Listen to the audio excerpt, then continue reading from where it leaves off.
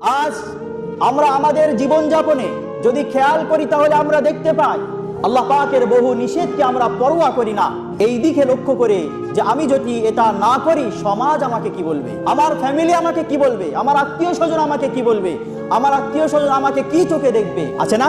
আপনি একটা বিয়ে শাদীকে লক্ষ্য করুন, একটা ছোট্ট বিয়ে শাদীর অনুষ্ঠানে কত ইসলাম বহির্ভূত কাজ হচ্ছে, বিশ্বনবীর আনিত শরীয়ত বহির্ভূত কাজ আমরা করছি। আমরা সমাজের প্রচলন পালন করতে গিয়ে ইসলামের কোনো পরোয়া আমরা করছি না। আমরা শুধু পরোয়া করছি সমাজের মানুষ আমাকে কি বলবে, জাতি আমাকে কি বলবে, আমার আত্মীয় স্বজন আমার ফ্যামিলি আমাকে কি বলবে। হযরত আব্দুল্লাহ ইবনে আব্বাস রাদিয়াল্লাহু তাআলা আনহু বলেছেন, আল্লাহ পাকের পরিপূর্ণ ভয় করা তার মানে হলো এটাই, মানুষের তিরস্কার ও মানুষের ভৎসনাকে লক্ষ্য না করে আল্লাহ পাকের বিধি বিধানকে, বিশ্বনবী সাল্লাল্লাহু আলাইহি সাল্লামের আনিত শরীয়তকে পরিপূর্ণভাবে নিজের জীবন দিয়ে সর্বস্ব দিয়ে তার প্রত্যেকটা বিধি বিধানকে পালন করা।